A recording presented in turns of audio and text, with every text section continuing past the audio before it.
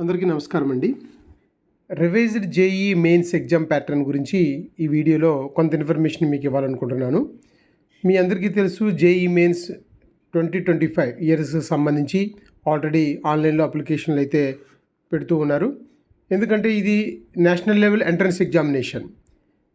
దీనికి సంబంధించి కూడా నేను కూడా చాలా రెండు వీడియోలు చేశాను. ముఖ్యంగా ఒక వీడియో ఇంపార్టెంట్ డేట్స్ గురించి, రెండో వీడియోలోని మనకు సంబంధించినటువంటి కేటగిరీ, ఏ విధంగా కేటగిరీకి సంబంధించినటువంటి సర్టిఫికేట్లు ఎలా అప్లోడ్ చేసుకోవాలనే విషయాలపైన రెండో వీడియో చేశాను. మరి ఇప్పుడు మూడో వీడియోలో నేను చెప్పదలుచుకున్న విషయం ఏంటంటే, మేజర్గా జేఈ మెయిన్స్ లాస్ట్ ఇయర్తో పోల్చుకుంటే కొంత రివైజ్డ్ చేశారు ఎగ్జామ్ ప్యాటర్న్కి సంబంధించి. ఎగ్జామ్ ప్యాటర్న్ రివైజ్లో ముఖ్యంగా 3 మేజర్ సబ్జెక్ట్స్ ఉంటాయి.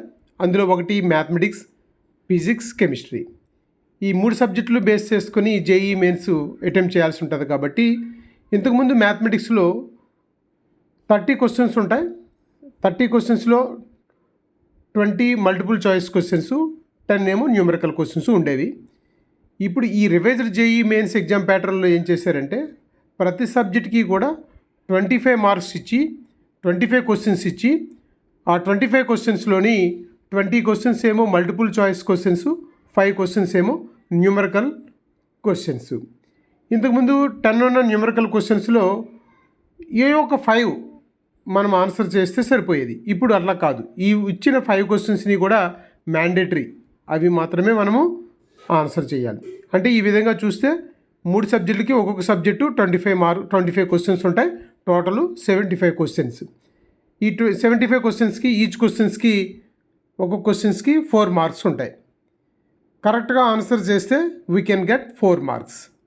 ఒకవేళ ఇన్కరెక్ట్ ఆన్సర్ కానీ పెడితే -1 మార్క్ అవుతుంది. ఇది ఎగ్జామ్ ప్యాటర్న్కి సంబంధించిన విషయం.